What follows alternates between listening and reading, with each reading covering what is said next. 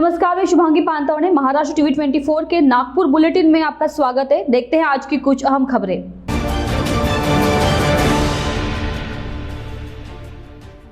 नागपुर के झिंगवाई टाकली में सीमेंट रोड का काम दुय्यम दर्जे का किया जाने का वीडियो सामने आया है, जहां पर पाइप जॉइंट की जगह बोरे रखकर कंक्रीट होते दिख रहा है।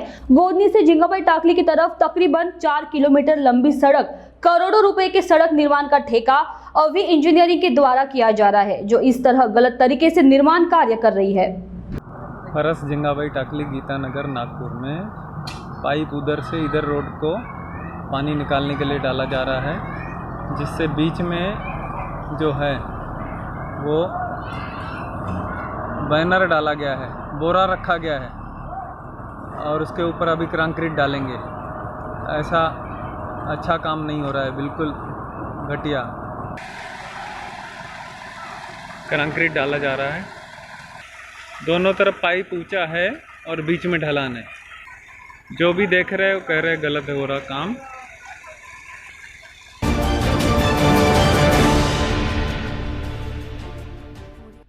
भांडी प्लॉट चौक परिसर में साइट डायग्नोसिस सेंटर का शुक्रवार को केंद्रीय मंत्री नितिन गडकरी के हाथों ऑनलाइन उद्घाटन हुआ है। जैसे कि गडकरी ने स्वास्थ्य क्षेत्र में सेवा देने वाले तकनीकी संस्थाओं को अनुरोध किया है कि वह मरीजों से ज्यादा पैसे न वसूले, जिसको ध्यान में रखकर साइट डायग्नोसिस सेंटर ने सामान्य श्रेणी के मरीजों की आर्थिक स्थिति ध्यान में रखकर अपने सेंटर में कम कीमत पर सिटी स्कैन और सोनोग्राफी सुविधा उपलब्ध कराई है। इस बारे में महाराष्ट्र टीवी 24 ने बात की है। हम फिलहाल है भांडे प्लॉट स्क्वायर पे, जहां कल साइट डायग्नोसिस सेंटर की शुरुआत की है। इस सेंटर में सिटी स्कैन और सोनोग्राफी की जो है मरीजों को सेवा दी जाने वाली है। हमारे साथ डॉक्टर जितेंद्र अष्टेकर है, जिनसे हम बात करेंगे इस पूरे विषय में कि किस तरह उन्होंने इस जो सेंटर की है शुरुआत की है और क्या उनका मानस था इसके पीछे। सर, आपका पहले से स्वागत है हमारे चैनल पर। मुझे बताइए कि ये सेंटर जो आपने शुरुआत की है, तो क्या इसके पीछे आपका मानस है, किस तरह आपने शुरुआत की, क्या लगा आपको?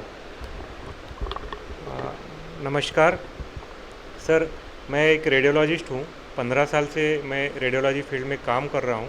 मेरा मानस था कि सीटी स्कैन का सर्विसेज मुझे सामान्य लोगों तक पहुँचाने का, पर अभी तक मौका नहीं आ रहा था। मैंने पिछले 2-3 महीनों में जो देखा कि सक्करदरा और उसके आसपास का जो एरिया है, वहाँ पे जो मध्यम वर्ग के लोग हैं, उनको सीटी स्कैन के सुविधा के लिए काफ़ी दूर दूर तक जाना पड़ता था। 8-8, 9-9 किलोमीटर जाना पड़ता था। वहाँ पे काफ़ी कतारों में खड़ा रहना पड़ता था। तो मैंने यही बात पकड़ी और मुझे ऐसा लगा कि इस एरिया में अगर मैं सीटी स्कैन की सुविधा लोगों को प्रोवाइड करता हूँ तो एक मेरी तरफ से सेवा होगी इस एरिया के लिए, और मेरा जो 15 साल का एक्सपीरियंस है वो कुछ मैं इस्तेमाल कर सकूँ इन एरिया के लोगों के लिए। जो मुझे लगा कि इसीलिए मैंने ये पिछले 1-2 महीने में अच्छा खासा फास्ट एक सेंटर डेवलप करने की कोशिश की है, और जिसकी कल शुभारंभ श्री नितिन जी गडकरी के हाथों हुआ है। आपने इसके लिए जो है इस तकनीक का पढ़ाई भी की है। कैसा ये था, आप किस तरह आपने ये सीखा, ये पढ़ाई की, और कैसा आपका वो जर्नी रहा है? सर, मैं तो एक छोटे से गांव से आया हूं।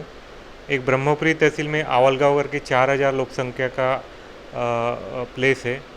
मेरा जो जन्म हुआ एक सामान्य शेतकरी कुटुंब में हुआ। वहाँ से मैंने अपना जर्नी स्टडी चालू किया। मेरा MBBS वर्धा से हुआ 2001 में। उसके बाद मैंने MD जो रेडियोलॉजी में प्राप्त की, मुंबई के KM अस्पताल में प्राप्त की। 2007 में मेरा कंप्लीट हुआ। उस इंस्टीट्यूट में अगर किसी को एडमिशन चाहिए तो बहुत कड़ी मेहनत करनी पड़ी, वो मैंने की। वहाँ से काफ़ी सारे लोग जो पास आउट होते हैं वो अच्छी जगह होते हैं। काफ़ी सारे लोग फॉरेन जाते हैं, पर मैंने वो चुना नहीं, क्योंकि मुझे लगता था कि मैं अपने एरिया के लोगों में उस सेवाएं दूं, मेरे लोगों का वो फ़ायदा करूं। इसलिए मैं वापस नागपुर आया। नागपुर के आने के बाद मुझे जो ये कोविड का पैंडेमिक में लगा कि मेरी सेवाएं की सामान्य लोगों को ज़रूरत है, इसलिए मैंने ये सेंटर चालू करने की कोशिश की। कोविड काल में जो है मरीज़ों को सीटी स्कैन की बहुत ज़्यादा ज़रूरत होती है। उनकी स्थिति क्या है, बीमारी की स्थिति क्या है, कितना इन्फेक्शन है, इस बारे में। तो ये जो है किस तरह का ये रहता है, ये टेस्ट किस तरह रहता है, और कैसे पता चलता है? जी, इस सीटी स्कैन में हम लोग लंग में कोविड के कितना इन्फेक्शन फैला हुआ है इसकी जानकारी हम लोग से मिलती है। सर मैंने जो मशीन लाया है एकदम न्यू ब्रांड नया वाला मशीन है। इसमें ऐसे टेक्नोलॉजी है कि आपको एक चेस्ट एक्सरे से भी कम रेडिएशन का डोज में अपना काम हो जाता है। ये लेटेस्ट न्यू टेक्नोलॉजी के साथ आया हुआ है। तो एक रेडिएशन से जो खतरे की बात हो रही थी पिछले 15-20 दिन में, वो इस मशीन में बिल्कुल भी नहीं है। इस टेस्ट के रिज़ल्ट के बाद हम लोग स्कोर बताते हैं कि लंग्स में कितना % इन्फेक्शन फैला हुआ है।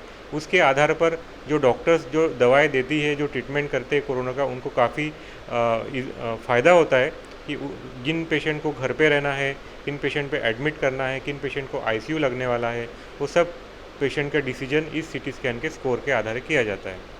फिलहाल आपके सेंटर में सोनोग्राफी और सीटी स्कैन की सेवाएं मरीजों को दी जा रही है। अभी नेक्स्ट कदम आपका क्या है और जो है लोगों को किस तरह से सुविधा मिलेंगी और क्या मैनेज है आपका? सर ये जो सेंटर हमने चालू किया है, इसके साथ मेरे एक मित्र जो भी केईएम अस्पताल से जुड़े हुए पैथोलॉजिस्ट है, अच्छे खासे सीनियर पोस्ट पे रह चुके हैं, फिर भी वो इस एरिया में आए हैं। उन्होंने मेरे साथ ऐसे हम लोगों ने ऐसे प्लान किया है कि यहाँ पे हर चीज़ एक ही अंडर द वन रूफ हम लोग सेवाएं प्रोवाइड की। तो इसके बाद हम लोग धीरे धीरे करके ऐसे एक एक सेवाएं जोड़ते जाएंगे और हर जो भी मरीज़ को जो भी डायग्नोस्टिक सर्विसेज लगनी है, पैथोलॉजी से रिलेटेड हो, माइक्रोबायोलॉजी से रिलेटेड हो, रेडियोलॉजी से रिलेटेड हो, सब अंडर वन रूफ में ली जाए। कल गडकरी साहब ने हमको एक आह्वान किया था कि आपकी जो सेवाएं है आप ग्रामीण भाग को भी दो। तो उस आधार पे भी हमने एक प्लानिंग में रखा था कि ग्रामीण भाग में भी सीटी स्कैन की सर्विसेज दी जाए। तो हमारा और एक सेंटर उमरेड जिला नागपुर में ओपन होने जा रहा है। एक हफ्ते के अंदर वो भी कार्यान्वित हो जाएगा। तो ग्रामीण एरिया जैसे उमरेड, भिवापुर, कुही, वो जो तालुका है, वहाँ के लोगों के लिए हमारी टीम सेवा में आ जाएगी एक हफ्ते के अंदर में। गडकरी साहब ने और एक आह्वान किया था कि उन्होंने कहा था कि ये जो कोविड काल में जो है मरीजों को कम पैसों में सुविधा मिले। तो आपने यहाँ पे ये जो भांडे प्लॉट परिसर है, यहाँ में बहुत से परिसर ऐसे हैं जहाँ पे सामान्य वर्ग के लोग रहते हैं। तो आपने ये जो सेवाएं आप दे रहे हैं उसके दर किस तरह के आपने रखे हैं, किस तरह तय किए हैं? जी, गडकरी साहब ने ज़रूर हमको आह्वान किया था और हमको उनके मैसेज को अच्छी तरह से हमने रिस्पॉन्ड भी किया है।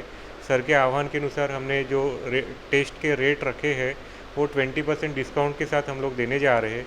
सर का 2 दिन पहले बर्थडे भी था, उसके रिटर्न गिफ्ट समझिए या फिर हमारा इनॉग्रेशन ऑफ़र समझिए, हम जो टेस्ट यहाँ पे करेंगे एक 20% डिस्काउंट के साथ हम सभी पेशेंट्स को देंगे। बहुत से कोविड में ऐसे बहुत से मरीज हैं जो सीटी स्कैन वगैरह करवाते नहीं, लापरवाही करते हैं या फिर देखते हैं कि अगर इन्फेक्शन बढ़ता है तो फिर हम सीटी स्कैन वगैरह करेंगे। तो आप भी डॉक्टर हो, आप क्या लगता है आपको कि मरीजों ने किस तरह से ये अगर कोविड का उन्हें संक्रमण है तो कब उन्होंने करना चाहिए ये टेस्ट?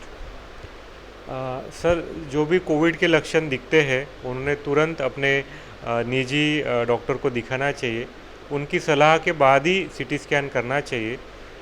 हर पेशेंट को सीटी स्कैन की ज़रूरत नहीं पड़ती है, पर जिनको भी पड़ती है वो अपने डॉक्टर से सलाह के बाद ही हमारे पास आए। डायरेक्टली सीटी स्कैन के लिए ना आए, ये ज़्यादा बेटर रहेगा। डॉक्टर मुझे बताइए कि पिछले बार ऐसी बहुत सी बातें सामने आई थी कि अगर सीटी स्कैन करते हो तो मरीजों को कैंसर होने का खतरा है। ये बात कहाँ तक सही है? सर सीटी स्कैन से कैंसर होने का जो खतरा है वो बहुत बढ़ा चढ़ा के बताया गया है। उनका जो स्टेटमेंट था एम्स के डायरेक्टर का, वो पुरानी इन्फॉर्मेशन के आधारित था। जब 30-40 साल के पहले के जो टेक्नोलॉजीज़ थे इनमें रेडिएशन काफ़ी ज़्यादा लगता था। आजकल काफ़ी ज़्यादा वृद्धि हुई है टेक्नोलॉजी में, काफ़ी इम्प्रूवमेंट्स आए हैं। आजकल के जो स्कैनर है, पर्टिकुलरली जो मेरे पास जो स्कैनर है, एक चेस्ट एक्सरे के से भी कम रेडिएशन डोज में HRCT हमारे पास पॉसिबल है। तो उनका जो कहना था कि एक HRCT 30-40 एक्सरे के बराबर होता है, ये बिल्कुल भी तथ्यहीन है। मुझे ऐसा नहीं लगता। दूसरी चीज़, जो रेडिएशन हम लोग एक चेस्ट एक्सरे के बराबर कहते हैं, अगर आप यहाँ से नागपुर से दिल्ली या नागपुर से मुंबई अगर आप फ्लाइट से ट्रैवल कर लेते हैं तो उतना रेडिएशन को आप एक्सपोज हो जाते हैं। ये बात सही है कि रेडिएशन एक्सपोजर से कैंसर की रिस्क बढ़ती है, पर वो बहुत ही ज़्यादा निग्लिजिबल होती है। लाखों में एक आधे इसमें ऐसे कैंसर का होना पॉसिबल है, जो रिस्क आम है। तो अगर आपको HRCTC करने से जो एक चेस्ट एक्सरे से भी कम डोज में होता है, पर आपके ट्रीटमेंट में आसानी होती है, आप होम क्वारंटीन रहना है, हॉस्पिटल में एडमिट होना है, आपकी treatment step up step down करना है, वो सब इस स्कोर के आधारे होना है, तो HRCT मुझे लगता है जिनके फ़ायदे ज़्यादा है और रिस्क कम है। ये थे डॉक्टर जितेंद्र आष्टेकर, जिन्होंने बड़े ही बेकाबी से अपनी जो बातें सामने रखी है। उन्होंने कहा कि किस प्रकार कोविड पेशेंट को उनके डॉक्टर के सलाह के अनुसार HRCT जो है CT स्कैन करवाना चाहिए, ताकि बीमारी का जल्दी से जल्दी पता चले और जल्दी से जल्दी वो अपना इलाज शुरू कर सके। कैमरा पर्सन दिलेश के साथ प्रकाश शुंकलवार, महाराष्ट्र टीवी 24। 29 मई 2021 को नागपुर के विभागीय आयुक्त कार्यालय में नागपुर जिले के लिए 50 ऑक्सीजन कॉन्सेंट्रेटर का वितरण हुआ। नागपुर जिले के पालक मंत्री तथा ऊर्जा मंत्री डॉक्टर नितिन राउत इनके हस्ते नागपुर के विभागीय आयुक्त डॉक्टर संजीव कुमार को यह कॉन्सेंट्रेटर सुपुर्द किए गए। इस वक्त डॉक्टर नितिन राउत थाईलैंड की बौद्ध जनता के प्रति आभार व्यक्त किया तथा डॉक्टर हर्षदीप तथा उनकी पत्नी रोजाना कामले इनके प्रयासों की सराहना की। इस अवसर पर कलेक्टर रविंद्र ठाकरे, भंते विनय रखीता महाथेरो, भंते ध्यानबोधी अमन कामड़े समेत विधायक अभिजीत वंजारी, राजेंद्र मुड़क, प्रीतम बुलकुंडे, प्रफुल्ल भालेराव आदि प्रमुखता से उपस्थित थे। इसके अतिरिक्त भारत की इस कोरोना विरुद्ध लड़ाई में थाईलैंड के पूज्य भदंत जया सारो एवं उनके उपासक तथा वैनिश मैडम जहां बौद्ध स्थल है जैसे बोध गया, राजगीर, नालंदा, सारनाथ, कुशीनगर, श्रावस्ती, नागपुर, औरंगाबाद के बुद्ध विहारों तथा हॉस्पिटल्स को एम्बुलेंस का दान देने वाले हैं। आने वाले 31 मई को दोपहर 12:30 बजे महाराष्ट्र के मुख्यमंत्री उद्धव ठाकरे के हाथों आकुर्ली मेट्रो स्टेशन का उद्घाटन होगा। यह जानकारी MMRDA के कमिश्नर RA राजीव ने प्रेस कॉन्फ्रेंस में दी। उन्होंने कहा कि उस दिन आप सबसे बात न हो सके, इसलिए आज ही इसकी जानकारी आप सबको दी जा रही है। 12:30 बजे मुख्यमंत्री उद्धव ठाकरे, अन्य नेता और MMRDA की team Kandivali highway Akurli metro station पहुंचेंगे और मेट्रो का उद्घाटन करेंगे। साथ ही उनके हाथों पुस्तक का विमोचन होगा और रास्ते का भूमि पूजन का भी कार्यक्रम है। उन्होंने यह भी कहा कि किस तरह अक्टूबर 2015 में मेट्रो का भूमि पूजन हुआ, काम शुरू होने के बाद किस तरह काम में रुकावटें आती गई, कोरोना काल में भी काम चालू रहा। आज 3 रूटों पर मेट्रो दौड़ने के लिए तैयार है। माध्यम से आपको 31 तारीख के कार्यक्रम के बारे में, सोमवार के कार्यक्रम के बारे में ब्रीफ करना चाहता हूं, क्योंकि उस दिन शायद आपको ब्रीफिंग न मिले, आपको केवल स्नैपशॉट मिले, बिकॉज आप प्लेटफॉर्म के दूसरे तरफ खड़े रहेंगे और प्लेटफॉर्म के दूसरे तरफ से जो है फ्लैग ऑफ डिग्निटरीज और माननीय मुख्यमंत्री के हाथों होगा। इसलिए आज मैंने सोचा कि आपको उस प्रोग्राम के बारे में, कार्यक्रम के बारे में पूरी तरह से जो है जानकारी दी जाए। बुलेटिन में अभी के लिए बस इतना ही। आप देखते रहिए महाराष्ट्र टीवी 24 पर आगे की खबरें। नमस्कार।